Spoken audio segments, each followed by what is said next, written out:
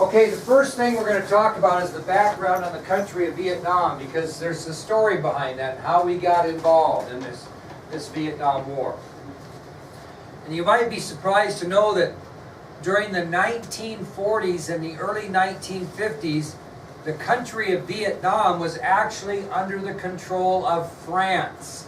They were the country that controlled Vietnam. And they were involved in a lengthy war with the northern part of Vietnam. Okay? So during the 1940s and early 1950s, Vietnam was actually under French control. And France was involved in a lengthy war with North Vietnam. And the French and North Vietnam fought for almost 8 years with very little progress. So finally, the French just withdrew from Vietnam and left them on their own. Okay? Which was probably smart for them in the long run. But that's what they did. They fought the northern part of Vietnam for 8 years off and on. They simply got tired of that and withdrew. Now, we didn't really just leave them on their own. These other countries had to step in and figure out what they were going to do because they were so dysfunctional. So an international agreement among various countries determined the following concerning Vietnam after the French just said, we're out of here. Okay? They divided the country into two parts, North Vietnam and South Vietnam. And there were glaring differences between the two according to this international agreement. So they divided the country of Vietnam into two parts, North Vietnam and South Vietnam. They were almost two separate countries in a lot of ways. Now the North Vietnamese would be under communist control. Does it sound familiar? Sounds like what we talked about? Korea. Very good. So North Vietnam would be under communist control. The capital city of North Vietnam would be Hanoi, which is on your ID sheet. And the communist leader of North Vietnam would be Ho Chi Minh. Ho Chi Minh. So North Vietnam would be a communist country. The capital city would be Hanoi. And the leader of the North Vietnamese government would be Ho Chi Minh.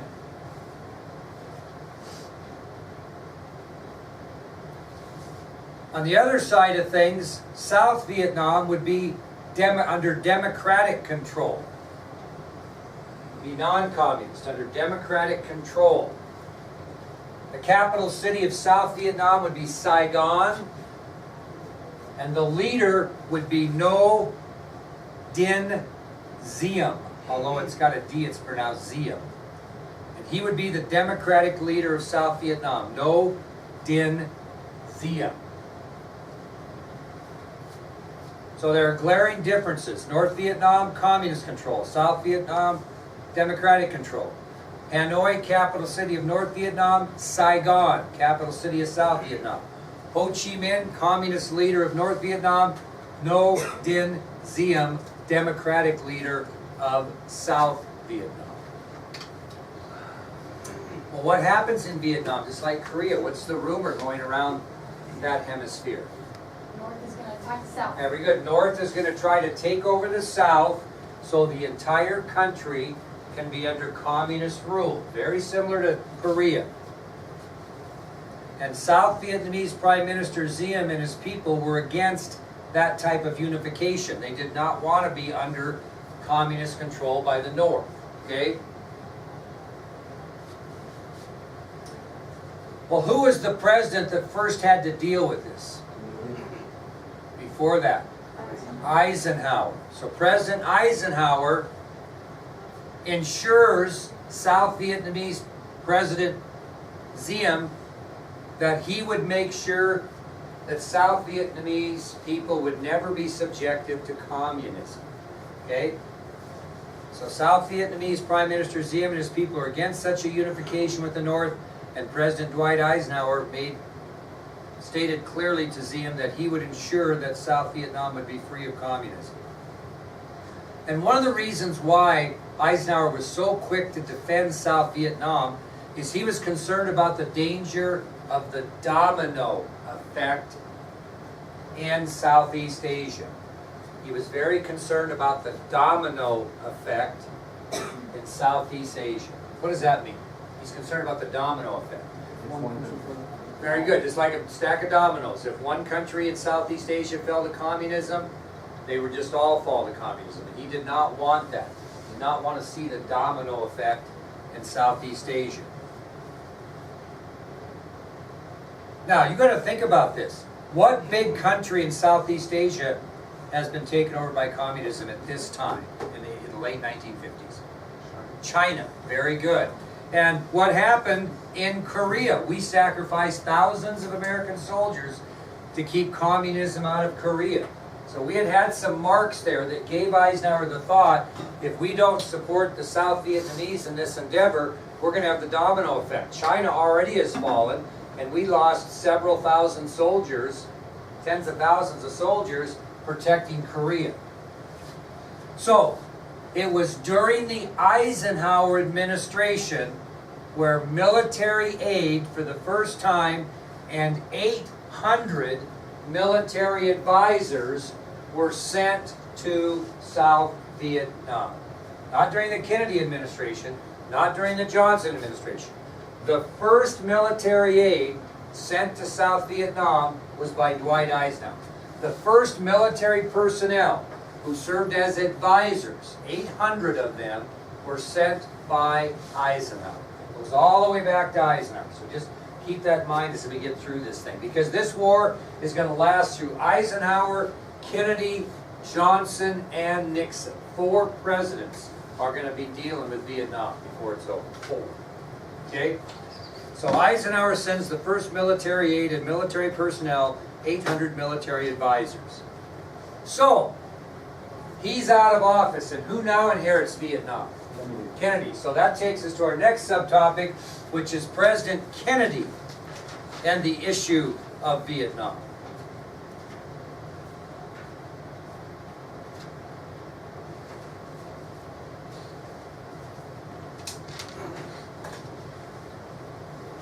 Now, Kennedy inherits this, and what's he inherited? Troops there? Military troops fighting there? No, advisors. Okay? Now, it's kind of interesting because when Kennedy first took office, he was kind of impressed with South Vietnamese Prime Minister Diem. He kind of liked the guy, thought he was okay. And the reason he liked him is because he went to Vietnam when he was a senator in the late 1950s when Eisenhower was dealing with this issue of Vietnam. He decided, you know what? I'll go to Vietnam and see what's happening for myself. That's when he was a senator in the late 1950s.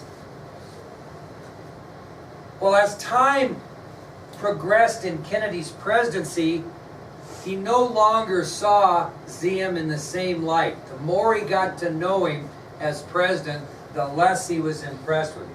He was very impressed with him when he saw him as a senator in the late 1950s. But as his presidency grew, he became less and less enamored, so to speak, with South Vietnamese President Diem.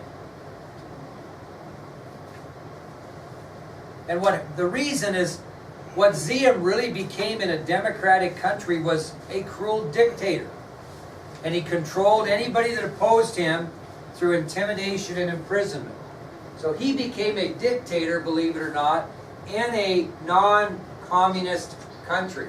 And Kennedy did not like that.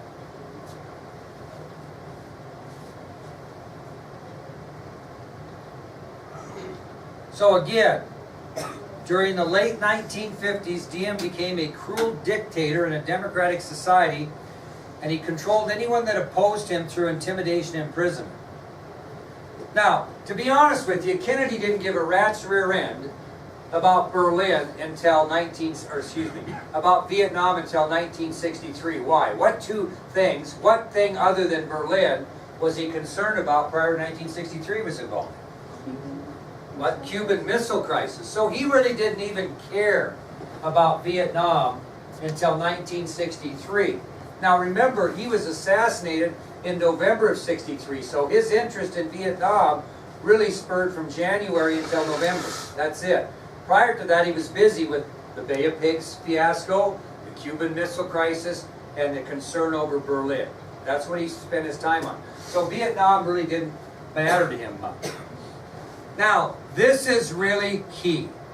Once he started paying attention to Vietnam and studied the situation, he did not believe that Vietnam was a place that any positive things could happen for the United States. He did not really want to be involved that much in Vietnam. He didn't see any positive coming out of getting involved in this Vietnam mess. So his idea, and he made it clear that he was not going to commit troops in this war in Vietnam, which is really crucial because the amount of troops we end up committing are amazing. So again, President Kennedy really made it clear he did not want to commit troops in a war in Vietnam. Now, does that mean he wasn't going to assist them? What was he going to give them? Military aid? What else might he give him that Eisenhower already had given him? He continued to give him military advice or send advisors and financial aid. So they supplied South Vietnam with money, military aid, and these advisors, because did Kennedy want them to fall to communism? No, but he really didn't think it was worth committing troops to. He could see no good by that, okay? Now, he did send in 15,200 military advisors prior to his assassination. So if you add that with the ones Eisenhower sent in, there were about 16,000 military advisors in Vietnam by the time he was assassinated. No troops, advisors. About 16,000. Eisenhower sent in 800, he sent in about 15,200. So there were about 16,000 advisors. Now this is pretty important, and you'll need to take out your handout I gave you on this, but on Monday, September 2nd of 1963, September, October, November, okay? A little less than 3 months before his assassination, President Kennedy agreed to do a television interview with CBS correspondent, come on, Walter Cronkite. Very good. On September 2nd, 1963, a little over 2 months prior to his assassination, President Kennedy agrees to do an interview with CBS news correspondent Walter Cronkite. Now, I'm not going to give you the whole interview, but during the course of that interview, you could YouTube it, find it, Kennedy answered several questions that were posed by Cronkite, including those about American involvement in Vietnam. Okay, that was part of the conversation. Now, here's where I want you to take out that handout I gave you that starts with Mr. Cronkite's quote. Get that out in front of you, please. And we're going to read through this, and you tell me what you think. You tell me if you think Kennedy was going to commit himself. I think you're going to go the other way. Oh. With the first ID sheet. First page, is it on? What's that? I didn't get that. I think you only need that the ID sheet.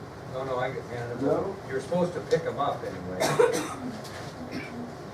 You have a few left, but not many. Who needs one? Yeah, you might not have picked one up. Who doesn't have one?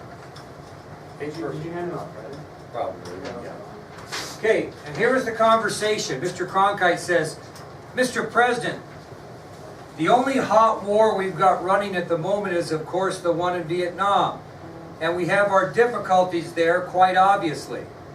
President Kennedy responds by saying, I don't think that unless a greater effort is made by the government, South Vietnamese, to win popular support, that a war can be won out there.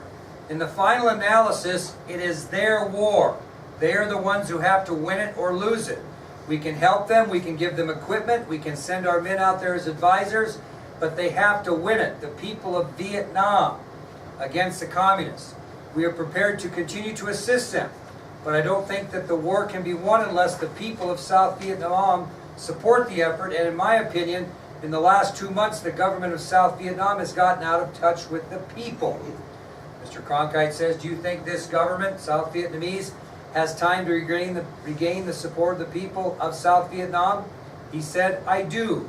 With changes in policy and perhaps with personnel, I think it can. If it doesn't make those changes, I would think that the chances of winning it would not be very good. Mr. Cronkite says, hasn't every indication from Saigon been that President Diem has no intention of changing his pattern? And President Kennedy's answer is, if he does not change it, of course that is his decision. He has been there 10 years and as I say, he has carried this burden when he has been counted out on a number of occasions. Our judgment is that he can't be successful on this basis. We hope that he comes to see that. But in the final analysis, it is the people and government of South Vietnam itself who have to win or lose this struggle. All we can do is help, and we are making it very clear. But I don't agree with those who say we, the United States, should withdraw. That would be a great mistake. I know people don't like Americans to be engaged in this kind of an effort. We took all this, made this effort to defend Europe. Now Europe is quite secure. We also have to participate, we may not like it, in the defense of Asia. What's he saying there? It's really important you understand this. It's not the Americans wanting it, it's just. Right, but we're willing to help them. But he makes it pretty clear in that interview, we're not sending troops to Vietnam. So the big question in history is, where would we have been in Vietnam with Kennedy not being assassinated? Would there be a Vietnam Wall? That's the question we have to ask. We'll get into that a little bit later. So let's talk about the fall of Prime Minister Diem. This is an interesting story. Obviously, he's not doing what Kennedy thinks he should be doing to unite the people to win this war. Isn't that what he said in that interview? Unless he makes some changes. Unless there's some changes in personnel. Well, I can tell you that by the early 1960s, during the Kennedy presidency, the people of South Vietnam were growing very, very tired of Diem's aggressive leadership and his dictatorial attitude. They were tired of it. Most people in South Vietnam viewed their prime minister as corrupt, a vicious individual. And by August of 1963, a coup against Diem was being planned by the South Vietnamese military. What's a coup? Military overthrow. A revolution or takeover. So in August of 1963, the South Vietnamese military were considering an overthrow of the leadership in South Vietnam. They were going to overthrow Diem. They were sick and tired and didn't think they could do anything to win their freedom with him. Now, in October of 1963, like a month before the president was killed, President Kennedy got his cabinet together and they discussed the possibility of supporting the South Vietnamese military in this coup against Diem and his government. Would the United States support that? Would they provide support of the South Vietnamese military to overthrow the government? Now, I'm going to give you 5 examples of mixed feelings among Kennedy's cabinet. You've heard of these people and what they thought about supporting or not supporting. How about Robert Kennedy? When he was asked, did he voice his opinion to support the coup or not support the coup? Not support. Very good. So Robert Kennedy, who was the Attorney General, you know that, voiced his opinion against American support of the coup. How about Defense Secretary Robert McNamara? What did he say? He was against it as well. Defense Secretary Robert McNamara was against it as well. How about General Maxwell Taylor, the main man in the Cuban Missile Crisis, main military man? What did he think? Against. He was against also. So Robert Kennedy's against the American support of the coup. McNamara's against the American support of the coup. General Maxwell Taylor is against the American support of the coup. Do you remember a fellow by the name of Henry Cabot Lodge Jr.? He ran for vice president with Nixon in 1960. John Kennedy also defeated him for that Senate seat way back. Remember? Well, Kennedy appointed Henry Cabot Lodge as U.S. ambassador to South Vietnam. So he's a big part of the decision here. He's the U.S. ambassador to South Vietnam. And when he was asked whether we should support, the Americans should support the coup, he absolutely said we should support the coup. So U.S. ambassador to South Vietnam, Henry Cabot Lodge Jr. supported the American involvement in the coup. The last person of matter was Secretary of State Dean Rusk. You remember him? He also supported American involvement in the coup. Well, he's got to listen and he gets to make the decision. By listening to what I told you, what do you think his decision might have been? Surprisingly, his decision was to support it, which was weird because Bobby said no, right? But he said yes. Now, he made one caveat to that though. He thought it over, he studied his options, he gave his support, but he made it clear that once the South Vietnamese military overthrew Diem, then he would be exiled out of the country. In other words, they wouldn't kill him, they would simply exile him. That was why he supported. Okay, we'll support you, South Vietnamese military, but when you overthrow him, we're not going to kill him, we're going to exile him out of the country. When you're exiled out of the country, it's kind of like being expelled out of school. You don't get to come back anymore because they kick you out forever. Okay? Well, on